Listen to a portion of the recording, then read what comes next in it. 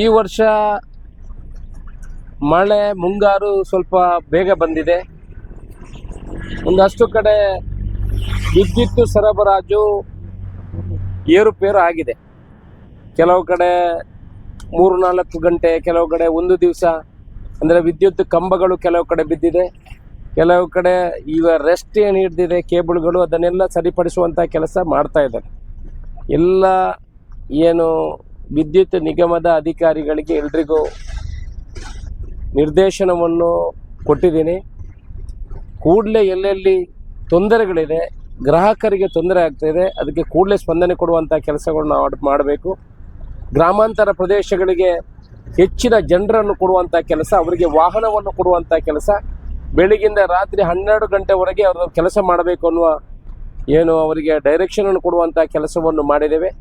ಮುಂದಿನ ದಿವಸಗಳಲ್ಲಿ war footing ಲೆವೆಲಲ್ಲಿ ಕೆಲಸ ಮಾಡಿ ಎಲ್ಲೆಲ್ಲಿ ವಿದ್ಯುತ್ ವ್ಯತ್ಯಾಸಗಳು, ಸರಬರಾಜಲ್ಲಿ ವ್ಯತ್ಯಾಸಗಳಾಗಿದೆ ಅದಕ್ಕೆ ಸ್ಪಂದನೆ ಕೊಡುವಂಥ ಕೆಲಸವನ್ನು ಅಧಿಕಾರಿಗಳು ಮಾಡ್ತಾರೆ. ಕೆಲವು ಕಡೆ ನೀರು ಮನೆಗಳಿಗೆ ನುಗ್ಗಿದೆ, ಕೆಲವು ಕಡೆ ಕಂಪೌಂಡ್, ನಗರಸಭೆಯ ಈ ಕಂಪೌಂಡ್ ಕೂಡ ಇವತ್ತು ಇಲ್ಲಿ ಕುಸಿದಿದೆ. ಅದಕ್ಕೆಲ್ಲ ಅಲ್ಲಲ್ಲಿ ಅಧಿಕಾರಿಗಳು, ಕಂದಾಯ ಇಲಾಖೆ ಅಧಿಕಾರಿಗಳು, ನಗರಸಭೆಯ ಅಧಿಕಾರಿಗಳು ಎಲ್ಲ ಇಲಾಖೆಯನ್ನು ಗೇರಪ್ ಮಾಡುವಂಥ ಕೆಲಸವನ್ನು ಮಾಡಿದೆ. ಅವರಿಗೆ ಎಲ್ಲ ನಿರ್ದೇಶನವನ್ನು ಕೊಟ್ಟಿದ್ದೀವಿ. ಎಲ್ಲ ಇಲಾಖೆಯ ಅಧಿಕಾರಿಗಳು ಎಲ್ಲಿ ಮನೆ ಬಿದ್ದಿದೆ, ಎಲ್ಲಿ ಡೇಂಜರಸ್ ಸಿಚುವೇಶನಲ್ಲಿ ಇದ್ದಾರೆ, ಅವ್ರನ್ನ ಶಿಫ್ಟ್ ಮಾಡುವಂಥ ಕೆಲಸಗಳು ಆಗಬೇಕು. ನಾನು ಜನರ ಹತ್ರ ಕೂಡ ವಿನಂತಿ ಮಾಡ್ಕೊಳ್ಳೋದು, ಮನೆ ಕಟ್ಟುವಾಗ ದೊಡ್ಡ ದೊಡ್ಡ ಬರೆಗಳನ್ನು ಕಟ್ಟು ಮಾಡಿದರೆ ಕೆಳಗಡೆ ಮನೆ ಕಟ್ತಾರೆ, ಆನಂತರ ಅದು ಜರಿಯುವಂಥ ಕೆಲಸಗಳಾಗ್ತದೆ. ಈಗ ಮಳೆ ಆರಂಭ ಆಗಿದೆ, ಇನ್ನು ಹೆಚ್ಚು ಮಳೆ ಬರಲಿಕ್ಕಿದೆ. ತಾವು ಕೂಡ ಕೆಲಸ ಮಾಡುವಾಗ ಇನ್ನೊಬ್ಬರ ದಾರಿಗೆ ಹೋಗುವಂಥ ಕಣಿಯನ್ನು ಬಂದ್ ಮಾಡುವಂಥದ್ದು, ಅವರ ಕಂಪೌಂಡ್ ವಾಲನ್ನು ಕಟ್ಟುವಾಗ ಹೊರಗಡೆ ತಂದು ಕಟ್ಟುವಂಥದ್ದು, ನೀರು ಹೋಗ್ಲಿಕ್ಕೆ ಅಡಚಣೆ ಮಾಡುವಂಥದ್ದು, ಇದನ್ನೆಲ್ಲ ಮಾಡಬಾರ್ದು. ನಾವು ಕೂಡ ಸಾರ್ವಜನಿಕರು ಸ್ಪಂದನೆ ಕೊಡುವಂಥದ್ದು, ಇನ್ನೊಬ್ಬರಿಗೆ ತೊಂದರೆ ಆಗಬಾರ್ದು ರೀತಿಯಲ್ಲಿ ನಾವು ಕೆಲಸ ಮಾಡುವಂಥ ಅವಶ್ಯಕತೆ ಇದೆ. ಇಲಾಖಾ ಅಧಿಕಾರಿಗಳು ಎಲ್ಲ ಕಡೆ ಅಲರ್ಟ್ ಆಗಿದ್ದಾರೆ. ಮಳೆಯಿಂದ ಆಗುವಂಥ ತೊಂದರೆಗಳಿಗೆ ಅಲ್ಲಲ್ಲಿ ಸ್ಪಂದನೆ ಮಾಡಲಿಕ್ಕೆ ಎಲ್ಲ ಅಧಿಕಾರಿಗಳನ್ನು ಅಲರ್ಟ್ ಮೋಡಲ್ಲಿ ಇಟ್ಟಿದ್ದೇವೆ.